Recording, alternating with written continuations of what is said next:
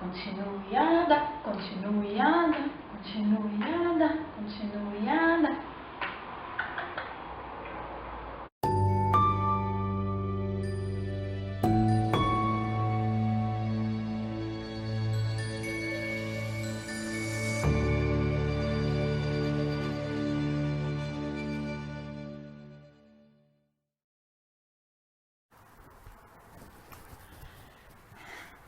E aí, pessoas amadas, tudo bom com vocês?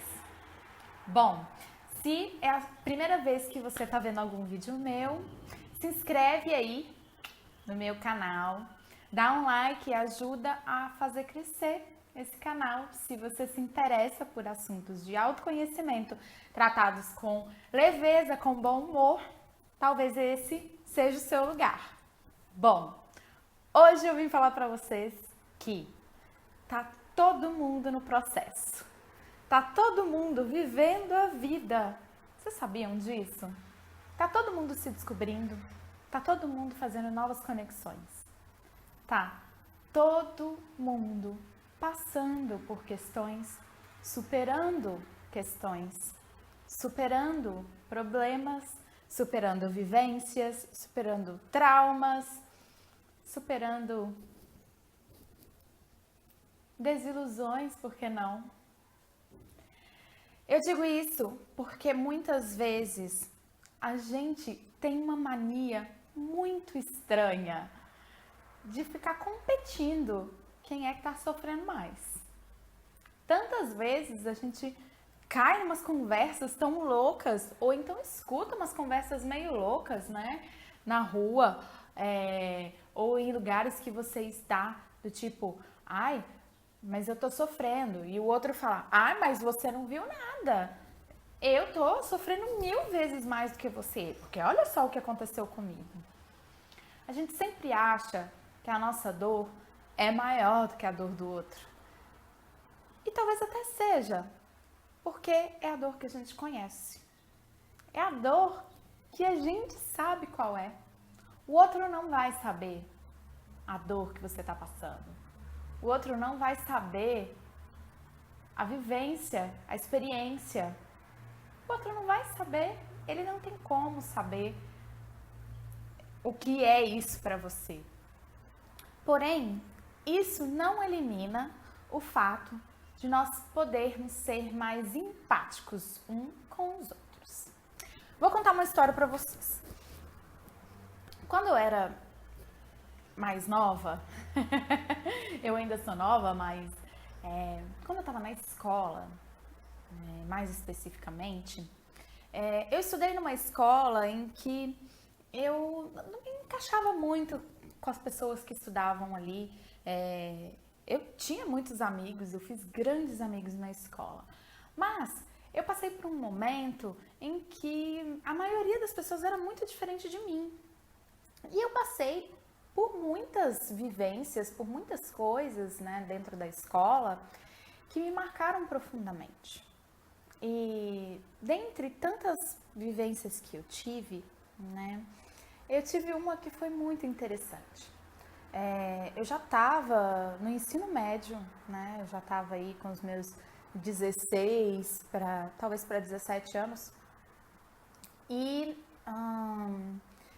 tinha um garoto que ele estudava em uma outra classe e que eu não sei o que aconteceu, se ele tinha me visto ou se alguém que ele tinha amizade me conhecia.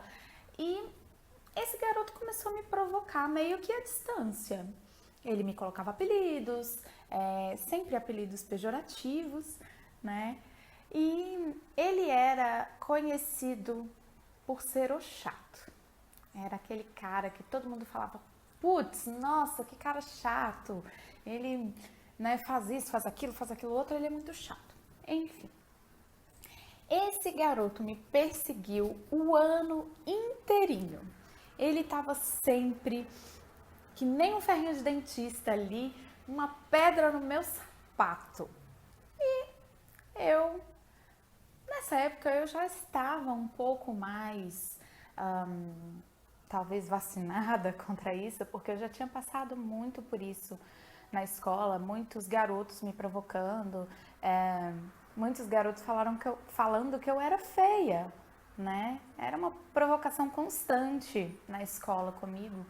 Talvez porque eu fosse muito fora do padrão das outras meninas e eu também não queria me esforçar para fazer parte do padrão, porque eu achava tudo muito chato, né? Eu sempre tive o cabelo cacheado e na época todo mundo tinha cabelo liso e o legal era ter cabelo liso e tal. E eu sempre gostei do meu cabelo cacheado, eu sempre gostei dos meus cachos e nunca quis mudar isso. E então eu simplesmente não me esforçava para isso. Eu não sei se é por conta disso, por conta de eu nunca ter tido um corpo super padrão, né? Na época já era esse culto à magreza e eu nunca fui super magrinha, mas também não era gorda, nunca fui gorda. Mas isso é um assunto para um outro vídeo. Enfim, eu estava um pouco acostumada com essa história de ser chamada de feia.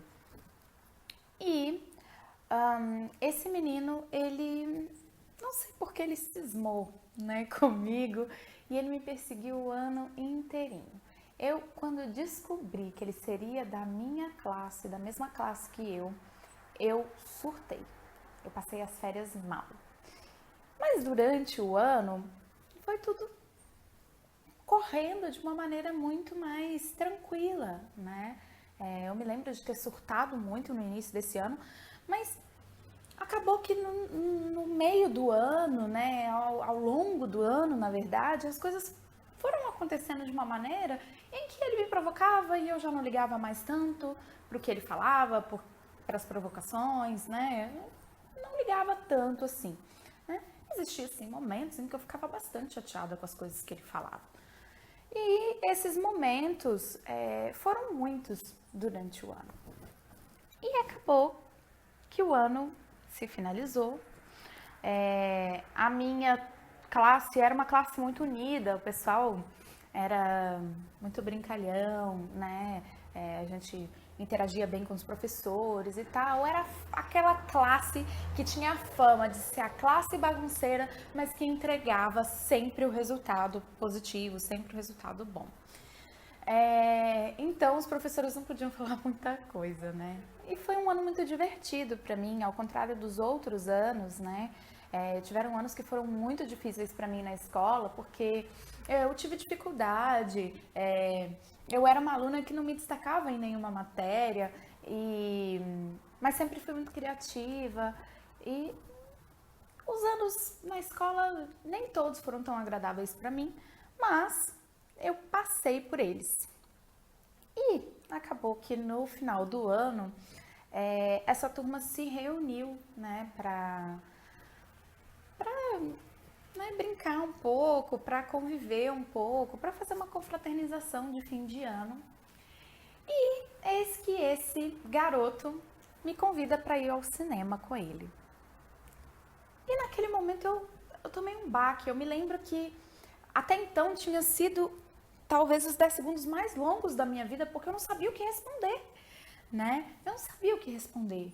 E eu me vi ali numa oportunidade talvez de humilhá-lo, talvez de falar várias coisas que eu senti vontade de falar ao longo do ano todo, mas eu educadamente recusei o convite dele, falei, não tem interesse de ir ao cinema com você. E não me lembro exatamente qual foi a minha resposta, mas eu sei que eu não usei essa oportunidade para passar por cima dele nem nada. E aí depois fui contar para as minhas amigas o que tinha acontecido e todas elas ficaram alucinadas. Nossa, Ana, você devia ter acabado com esse cara, né? Devia ter alucinado com ele, zoado com ele. Talvez hoje eu faria isso. Talvez hoje eu teria zoado. Talvez hoje eu teria zoado e teria ido ao cinema com ele. Não sei o que eu faria hoje na mesma situação. Porém, eu aprendi uma coisa muito importante nessa vivência. E essa coisa só me veio cair a ficha agora. Que talvez esse garoto, ele estivesse exatamente no mesmo papel que eu. Ele ficou em um papel ali, naquele pequeno mundo, naquela realidade em que a gente vivia. Ele recebeu um rótulo, assim como eu recebi um rótulo. Ele recebeu o rótulo de cara chato. Eu recebi o rótulo de menina feia, de menina que ninguém queria ficar. E quem é que diz que a minha dor era maior do que a dor desse menino que estudou comigo? Eu não sei. Talvez nem ele saiba o quanto ele também foi rotulado, porque ele era um cara gozador, ele era um cara que zoava todo mundo, que via defeito em tudo, né? Mas talvez ele não percebe, talvez até hoje, o quanto ele estava sofrendo ali naquele momento, o quanto aquilo dali estava falando muito sobre a vida dele, estava falando muito sobre como ele enxergava o mundo naquela época. E eu, dentro da minha bolha, durante anos, pensei nesse cara e o odiei. Talvez eu tenha odiado esse menino sem um real motivo para odiá-lo. Ou talvez com um real motivo para mim, dentro da minha mente, dentro das minhas vivências, tenha sido um real motivo para não gostar dele. Mas hoje, eu olho para essa vivência e eu compreendo bastante o que ela veio para me ensinar. E aí, na semana passada eu falei para vocês um pouco sobre essa questão do perdão, das vivências que a gente tem ao longo da nossa vida. E uma coisa muito importante é a gente perceber o que aquelas vivências nos quer ensinar. Muitas vezes a gente passa a viver situações repetitivas na nossa vida, assim como eu vivi tantos anos da minha vida na escola, praticamente dando o replay nessa zoeira que eu sofria na escola, hoje talvez chamariam de bullying, né? Era exatamente sempre a mesma coisa. Eu sempre tive meninos na escola que falavam que eu era feia. Por que eu aceitei viver isso? Por que eu aceitei viver toda essa zoação, né, ao longo da minha vida? E hoje eu percebo que essa vivência se repetiu para mim até o momento em que eu aprendi um pouco, minimamente, a confiar em mim mesma e a admirar quem eu era. Essas vivências, para que eu aprendesse isso, a confiar em mim mesma, a admirar a minha imagem, foram se transmutando ao longo dos anos. Ao longo dos anos eu fui passando por novas experiências para me ensinar que eu poderia confiar em mim mesma, que eu poderia admirar a minha própria imagem. E quando eu comecei a perceber que isso tinha muitas coisas para me ensinar e o quanto essa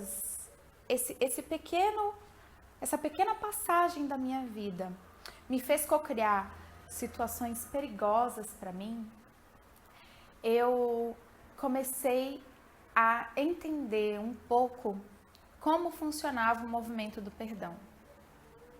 Eu, em algum momento ali na escola, me permiti ficar no banquinho da vítima.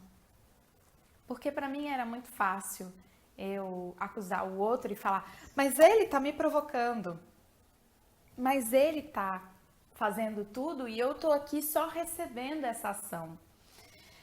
Hoje eu percebo o quanto esse movimento meu dizia muito sobre as minhas vivências e dizia muito sobre choques e traumas que eu tive quando eu era mais nova, né?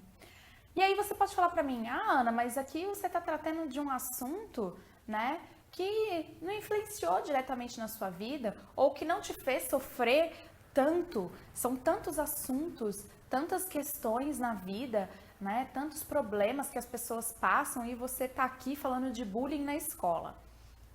Bom, eu tenho muitas vivências na minha vida que foram vivências muito pesadas e que eu aprendi muito com essas vivências. E aí é que entra essa questão do julgamento que eu comecei a falar no início do vídeo.